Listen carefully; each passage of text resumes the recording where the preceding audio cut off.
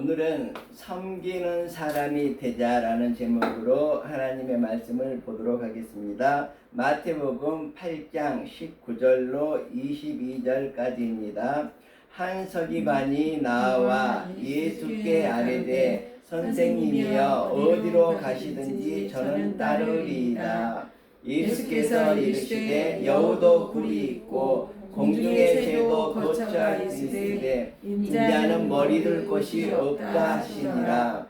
제자 중에 또 한 사람이 이르되 주여 내가 먼저 가서 내 아버지를 장사하게 허락하옵소서.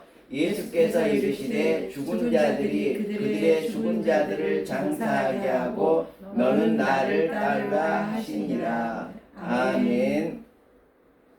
자, 오늘은 섬기는 사람이 되자 이런 제목으로 여러분과 함께 하나님의 말씀을 보도록 하겠습니다.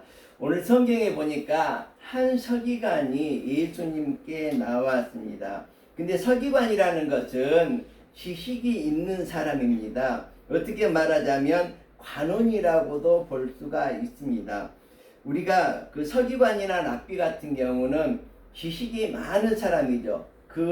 뭐라 그럴까, 유대인들을 가르치는 선생님이라고 볼 수가 있습니다. 자, 그런데 예수님의 제자들은 어떻습니까? 먼저 베드로를 보면 공부를 하나도 하지 않는 멍충이 같은 그 고기를 잡는 사람이었습니다. 그래서 글도 모르고 아주 우리가 생각할 때는 좀 무식하고 무대포적인 그러한 사람이었던 것을 성경에 전체적으로 읽어보면 우리가 알 수가 있습니다. 마태는 어땠습니까? 오늘 마태복음을 저술한 마태 같은 경우는 셰리였습니다. 그때 당시에 이렇게 셰리와 또 창녀와 또 거지는 쳐다보지도 않았다고 합니다. 왜 그러냐 그러면 거지는 서서 돈을 버는 사람이고 셰리는 앉아서 돈을 버는 사람이고 창녀는 누워서 돈을 버는 사람이었기 때문에 이 세 사람은 쳐다도 보지 않고 무시를 했다는 거죠. 근데 그 중에 한 사람이 마태였고 마태가 바로 셰리장이었기 때문에, 그리고 이 외에도 다른 사람들도 다 출신이 정말 좋은 그런 학자라든지 공부를 많이 하고 정치적으로 정말 유능한 사람들이 아니라 대부분의 예수님의 제자들은 어떻게 보면 하찮은 직업을 가지고 있었고 별로 존경할 만한 사람들이 아니었습니다. 그러니까 성경에 보면 니고데모라는 사람이 있는데 이 사람은 높은 벼슬을 가지고 있는 관원이었습니다. 그런데 낮에 당당하게 찾아오면 되잖아요. 그런데 다른 사람들의 눈을 피해서 밤에 몰래 와서 예수님께 이런 질문을 합니다. 내가 어떻게 하면 영생을 얻을 수 있습니까? 이렇게 질문을 했는데 이것은 바로 밤에 찾아와서 이렇다는 것은 다른 사람들의 시선이 별로 따갑게 느껴졌기 때문에 그런 거죠. 그 다음에 정말 이처럼 이 유대인들의 지도자들은 모두가 예수님의 제자들을 탐탁치 않게 자기들보다 수준이 낮은 하찮은 이런 계층으로 여겼다는 것을 우리가 전제를 하고 이제 봐야 됩니다. 자, 여기에서도 보면 서기관이 나와 예수께 이르되, 근데 여기는 니고데모는 몰래 밤에 찾아왔는데 이 서기관은 낮에 찾아왔습니다. 낮에 찾아왔다는 건 뭐예요? 내가 모든 것을 감수를 하고 내가 예수님을 따르겠습니다 하는, 나는 많은 사람들의 눈총을 받더라도 많은 사람들의 손가락질을 받더라도 제가 예수님을 따르겠습니다. 그래서 예수님께 이르되 선생님이여 어디로 가시든지 저는 따르겠습니다. 이렇게 이제 얘기를 하고 있습니다. 그런데 그 다음에 예수님의 답은 뭐입니까? 너가 나를 어디로 가든지 따르겠다고 했는데 끝까지 나를 따를 수 있겠느냐? 죽도록 나에게 충성할 수 있겠느냐? 이런 질문입니다. 그래서 예수님께서 말하죠. 여우도 굴이 있고, 네, 여우는 뭡니까? 우리가 여우가 장깨를 많이 부리잖아요. 그래서 여우가 간사하다 그러잖아요. 자, 이렇게 간사한 이런 사람들도 다 살 곳이 있는 것이죠. 굴이 있는 것이죠. 공중의 새도 거처할 곳이 있으되, 새는 어떻습니까? 다른 짐승들보다 높이 날죠. 그러니까 높이 날다 보니까 나는 다른 사람보다 더 높이 오를 수 있어. 이렇게 허영심을 갖는 이런 측면이 많이 있습니다. 그래서 이러한 새도 보금자리, 거처가 있는데 바로 인자라는 것은 여기에서 예수님을 뜻합니다. 인자는 머리 둘 곳이 없다. 이 말은 무엇입니까? 너가 끝까지 나를 따를 수 있겠느냐? 나는 거처할 곳도 없고 정말 간사함도 없고 간사하게 이렇게 세상을 요령껏 살아가는 그런 방법도 없고 나는 머리 둘 곳이 없는데, 그러니까 뭐냐 그러면 예수님을 따른다는 것은 여러 가지 고통과 여러 가지 험난한 일들만 있을 것인데 너가 정녕 나를 따를 수 있을 것이냐, 이렇게 질문하는 것이 여우도 굴이 있고 공중의 새도 보금자리가 있으되 인자는 머리 둘 곳이 잠잘 곳도 없다고 이렇게 말씀을 하는 것이라고 볼 수가 있습니다. 자, 이 말은 뭐냐 그러면 정말 우리들이 끝까지 주님을 따르겠느냐 이렇게 질문하는 것으로 바라볼 수 있습니다. 내가 어떠한 고통을 당하더라도 고난의 길을 걷더라도 너는 나를 따라올 수 있겠느냐, 나에게 충성을 다할 수 있겠느냐, 이런 모습이라고 볼 수가 있습니다. 여기 운동선수들이 정말 승리를 위해서 열심히 뛰지 않습니까? 바로 금메달을 이렇게 따기 위해서 자신과의 싸움을 싸워가야 된다고 합니다. 그래서 이 자신과의 싸움을 싸울 때 운동선수들은 첫 번째 목표를 명확하게 설정을 해야 됩니다. 그래서 자신이 예를 들어서 유럽 진출이다 그러면 그 진출, 내가 올림픽에서 금메달을 따야 되겠다 그러면 그러한 목표를 명확하게 세우고, 두 번째는 그것에 집중을 한다고 합니다. 그리고 세 번째는 총력을 다해서 노력을 한다고 합니다. 연습을 해야 되는 거죠. 그리고 네 번째는 인내를 가져야 된다는 것이거든요. 그리고 다섯 번째는 모든 일에 절제를 하면서 정말 자신과의 싸움을 싸워가는 것이 바로 운동선수들이 성공하는 비결이라고 합니다. 성경에 보면 우리가 그와 함께 영광을 받기 위하여 고난도 함께 받아야 된다, 이렇게 말씀을 하고 있습니다. 우리들이 섬기는 사람이 되려면, 예수님을 따르는 사람이 되려면 어떻게 해야 될 것인가? 먼저 예를 하나 들어보도록 하겠습니다. 물론 실제로 있었던 일인지 아닌지는 모르겠지만 어느 조그만 대학에 총장님이 있었는데 부자 아들이, 그러니까 부잣집 아들이 입학을 하게 되었습니다.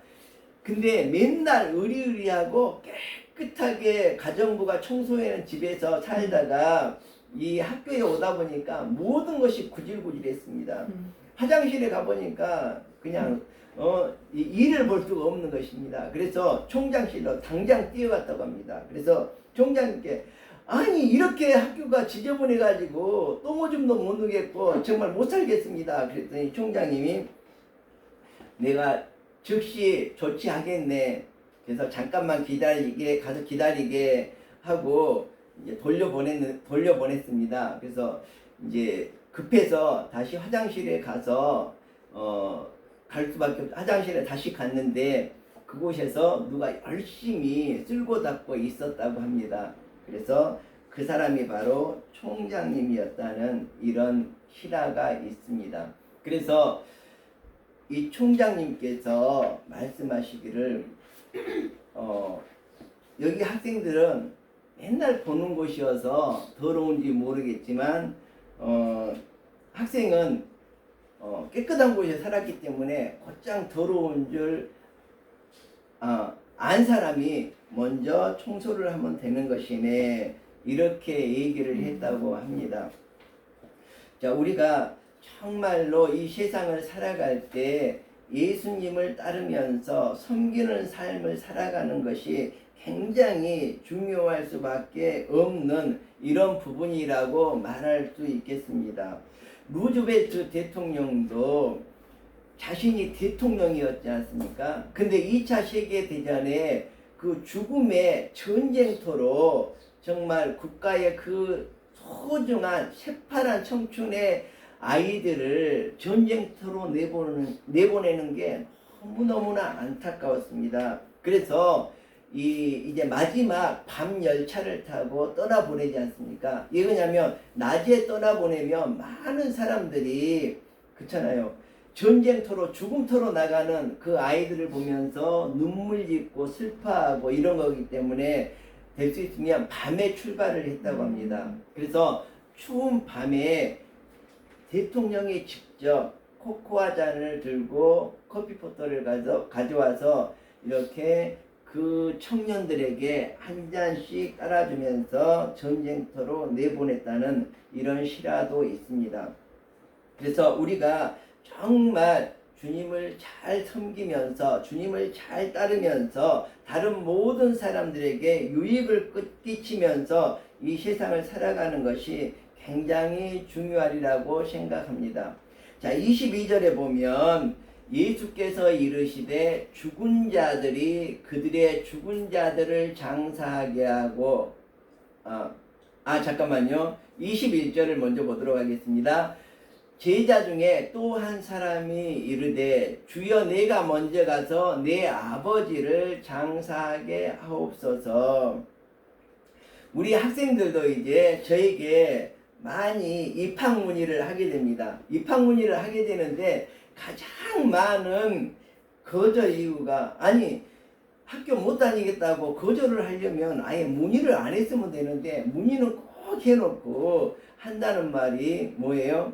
우리 아이들 다 키워놓고요. 근데 똑같이 그렇습니다. 우리 아이 초등학교만 졸업시켜놓고 제가 다시 연락시키겠습니다. 근데 또 중학교 다니는 사람은 우리 아들 고등학교만 입학하면 제가 다니도록 하겠습니다. 고등학교 다니는 학생들은 또 우리 아이 대학 들어가면 다닐게요. 그리고 또 대학 들어가면 대학 보내니까 등록금이 너무 많아서 저 등록금이 없어서 우리 아이 대학 졸업하면 제가 등록하도록 하겠습니다. 대학 졸업하면 무슨 우리 또 뭐예요? 우리 아들 취직을 못 해가지고 취직만 하면 제가 학교 다닐게요. 그리고 취직하면 뭐예요? 우리 아들이 결혼해야 되는데 결혼만 시키고 다닐게요. 결혼시키면 뭐예요? 얘나면 얘 보고 또 얘가 초등학교 가면 초등학교 졸업 끝나면 그러다가 다 늙을 것 같아요. 자, 우리 학생들은 그래도 이런 여러 가지 한계들을 다 극복하고 이렇게 학교에 등록을 했기 때문에 참 대단하고, 이렇게 우리가 직장 생활도 하면서 또 가정도 돌보면서 여러 가지 일들을 하면서 이렇게 공부까지 하고 있으니까 정말 대단하다고 저는 생각을 합니다.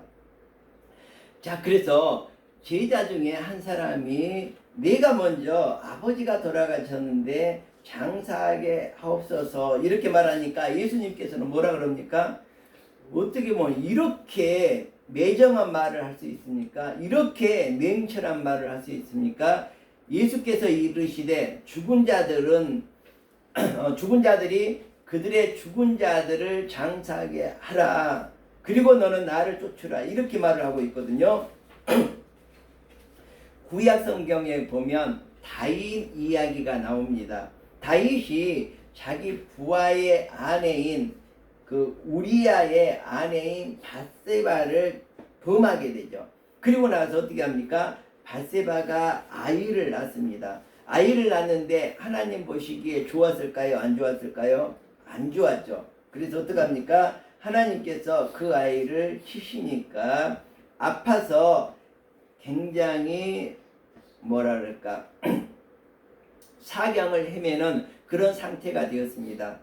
자, 그래서 이 다윗 임금은 음식을 전폐하고 밤과 낮을 가르지 않고 7일 동안, 그죠? 7일 만에 죽었으니까 7일 동안 정말로 베옷을 입고 하나님 앞에 간절히 기도합니다.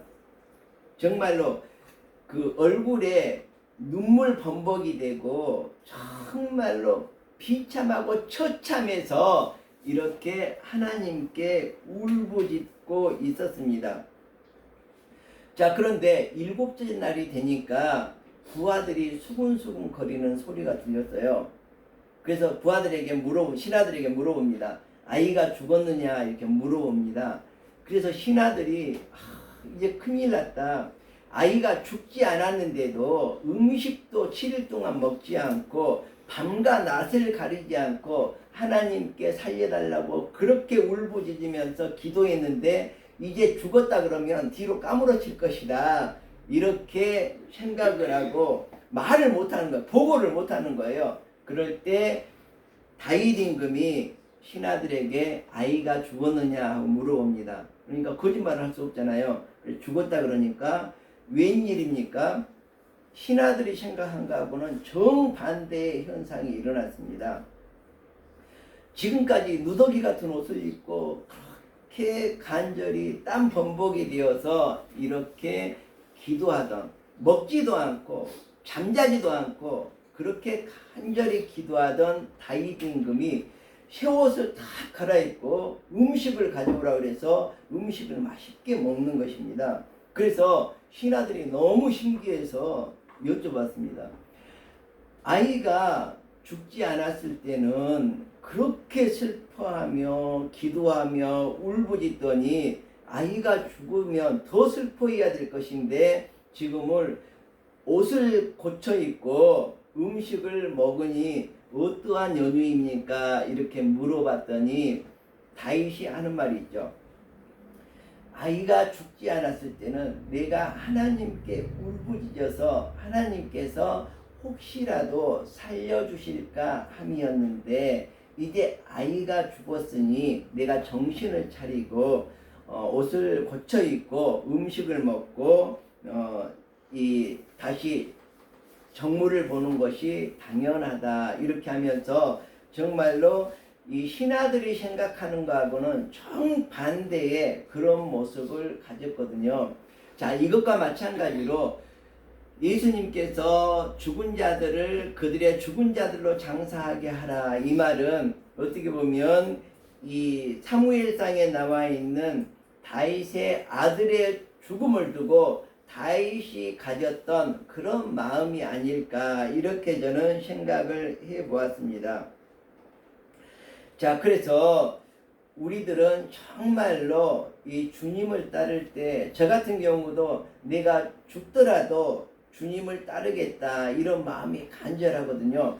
자, 그런데 가장 대표적으로 주님을 따랐던 사람들, 그거에 대해서 간단히 한번 말씀을 드리도록 하겠습니다. 자, 베드로는 내가 죽을지언정 주님을 따르겠습니다. 이렇게 고백을 했습니다.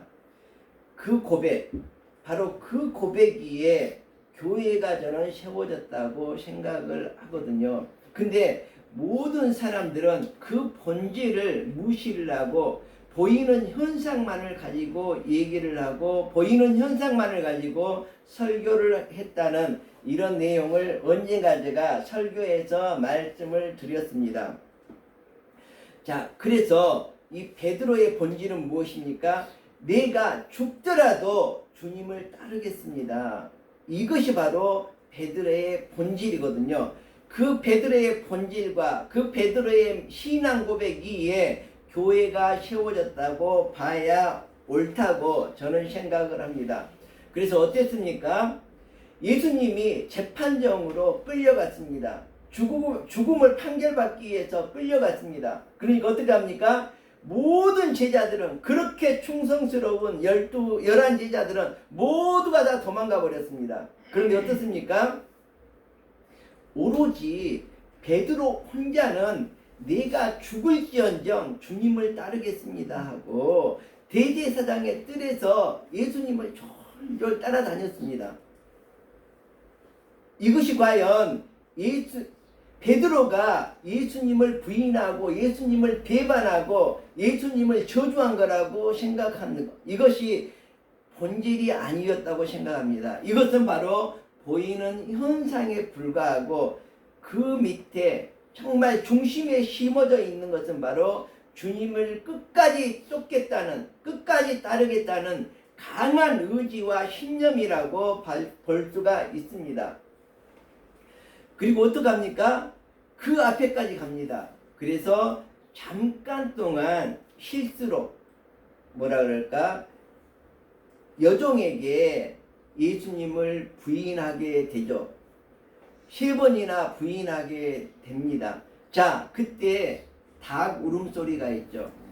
닭 울음소리는 바로 예수님께서 베드로에게 정말 그 예수님을 끝까지 찾고자 하는, 다른 사람에게는 들려주지 않는 베드로에게 정말 들려줬던 고귀한 소리입니다. 너 나를 쫓아온다고 했는데 지금 길을 잘못 들었다.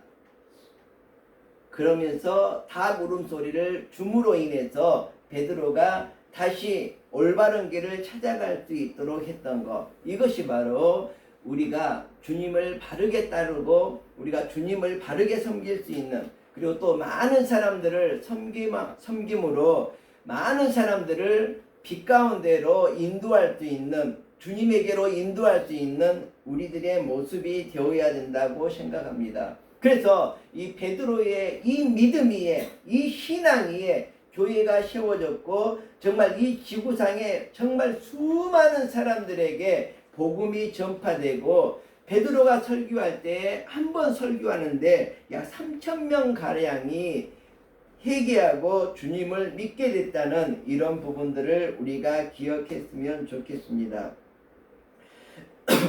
자, 상처 입은 치유자라는 이런 책이 있습니다. 이 책을 쓴 사람이 헨리 나우엔인데요.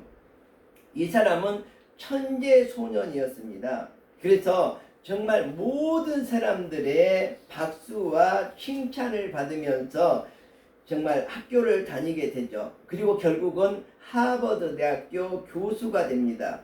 그리고 쓰는 책마다 베스트셀러가 돼가지고 정말 많은 사람들에게 정말 칭찬을 받으면서 성공의 박수를 받으면서 그렇게 살아가고 있었습니다.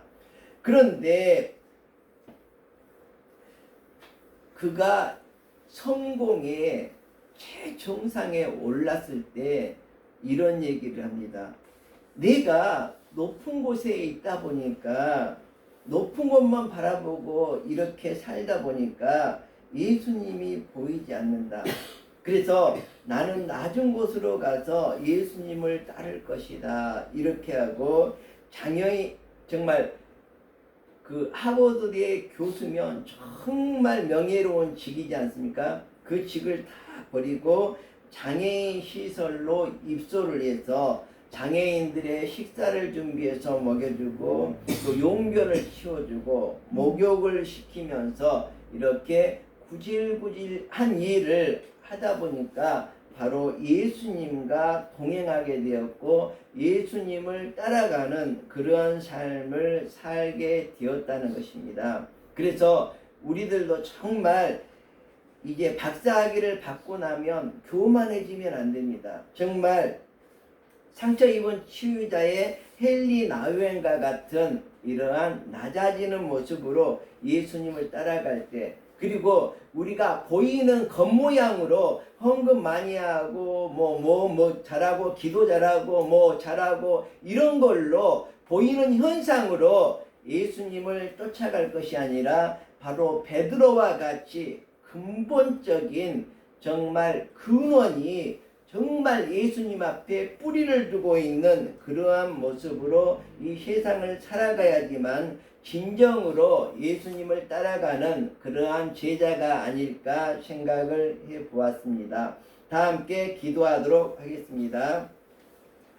하나님, 오늘은 예수님께서 우리를 부르실 때에 우리가 응답하고 따라갈 수 있는 자가 되어야 하는데 끝까지 예수님께서는 나를 따를 수 있겠느냐, 나에게 죽도록 충성할 수 있겠느냐, 보이는 것만이 아닌 보이지 않는 그 뿌리가, 그 근원이 나를 사랑하고 나를 끝까지 따르겠다는 그러한 결심이 있겠느냐, 이렇게 질문하고 있습니다.